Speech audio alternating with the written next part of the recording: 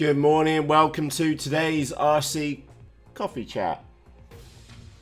And in today we've got a couple of topics. Let's have a quick look what I've got.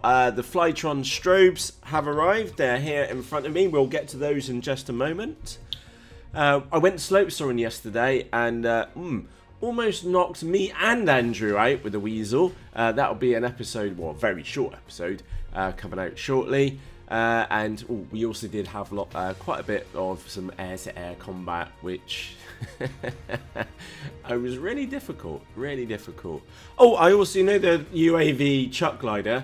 I also, sloped that as well.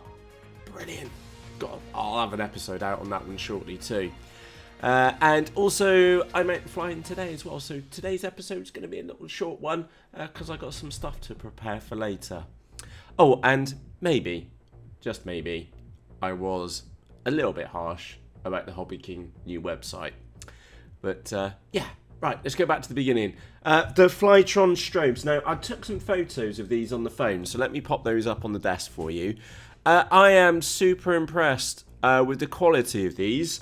I know that they're a premium product, so the board underneath was £5, so that's $6 or $7.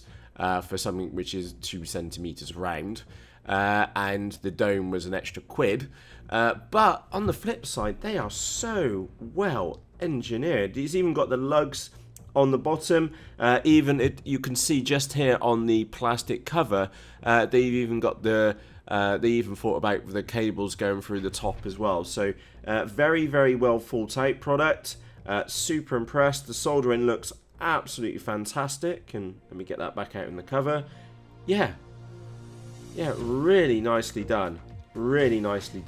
I am very happy with these. And talk about bright. Now, I don't know how bright this is going to come out for you. Let me just make sure I got this on here. Green is negative, so we'll stick that. Yeah, green is negative, blue is positive. Let me just make doubly sure on that one. Yeah. You ready? I don't know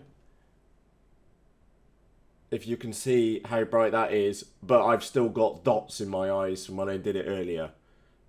Super, super bright little thing. Very impressed with it. I bought 3 of them, and I bought 3 domes as well, and I am very, very impressed by them at all. And I'll do a separate little review on them because I thought that they were, wow, they were very cool indeed. Very cool indeed. So, yeah, we'll find out more about those later. But, yeah, totally impressed with them. Glad I bought 3 because I know that one of those is going to go on the Mini Talon. The other one's going to go on the Phantom FX61 wing. And one of the other ones will go on the wing over there, which you may or may not know about. So, yeah. Next up, what do we have? We went slope soaring yesterday afternoon. Absolute brilliant day. The wind wasn't perfect, if that makes sense. It was a bit gusty at times, and then there was also times when it just faded away. But really, really good fun on the slope. Thank you, Andrew, for inviting me up. That was really, really good fun. I thoroughly enjoyed myself. But I had to get back here because we were having a Halloween party last night, and I had some kids and some adults to scare. I think they thought that I was going to jump out on them later on, but oh no, I didn't. I ran straight through the hedge. Really good fun. Scared the crap out of the kids and scared the crap out of the adults. That was really, really good fun. So what else do we do on the slope? We tried doing some air-to-air combat as well. That was good fun. I can tell you that most of the time my weasel came off worse. But there's this funny bit which you'll find out when I find it in the video footage. I have a chat with her and say, go on, knock him out the sky and throw it. And literally she just goes off and bashes him. It flies straight into Andrew. But then the rudder fin comes off, and you'll see it in one of the episodes which is coming up. Oh, I also did slope the mini chuck glider. She did really, really well. Complete handful. You just can't keep your eyes off her for a second. And also, it was really handy having cheat mode on her as well with the motor. That helped massively because she would go up, she would go to do a loop, but then get stuck and then just either flop that way or flop the other way to complete the maneuver. I think once I've got one which I've set up just for the slope, that will be a much better flying experience with her or with that model because the light will be less and it should be more responsive in the air. When you see the video footage of that day, is that there are times when I just had to use cheat mode to get her up and get her out. So yeah, I can't wait to making one of those. I've got the servos over there. In fact, I've actually got the parts here to make a slope soaring one, and I will be making a slope soaring one because they were just so much fun. She was absolutely brilliant on the slope. Next topic, I am out flying today. I will be taking the FX61. I've got two of those multi-star 3S 4000 milliampere battery packs. I put them in side by side into the Phantom. I had to do a little bit of tweaking just to get them in, and I did need to make a connector plug for it as well. But that does mean that I will be flying with basically an 8000 milliampere pack in the Phantom. So that should give us plenty of flight time. And remember, I have upgraded her to have the L9R video receiver as well. So yeah, happy days on that front. I can't wait to get those up in the air. And again, I have the normal multi-star batteries for the high capacity ones, and also have those LIHV. And thank you to everybody who pointed out that it means that you can charge them up to 4.35 volts rather than just 4.2. Now, honestly, I don't know if I can set that up on the SkyMax. Is it SkyMax B6 chargers? I don't know, but I've got another one. I'll see if I can do it in there as well. Excuse me. So yeah, out flying today. I might have some video footage later of a Wing Z84 on 5S. Yes, 5S. I need to down prop her, but I've got some 5S batteries which are quite small, and I might have bought them previously just to go in the Wing Z84, and I've got 3 of them. So, but before I do that, I will definitely downsize the prop. So currently we're using a 6x4. I think I will see if I can route out a 5x5 prop for her, and it will definitely be just one of those one battery wonders. Just give her a quick spin and bring her back down, because the noise on it is absolutely bonkers. That is the negative to running a pusher model, which is overpowered. They do get very, very noisy very, very quickly. So yeah, that will be a one battery wonder, and to be frankly honest, it will be mental. I'm sure it'll be mental. And the thing which I've personally found is that with the models which you have which are ridiculously fast, you only ever tend to just like fly them once or twice during a flying session, because you'll normally take out, well, this is what I do. I normally take out another model, just something like a Bonsai, or I've been using the Rainbow Wing as its substitute at the moment.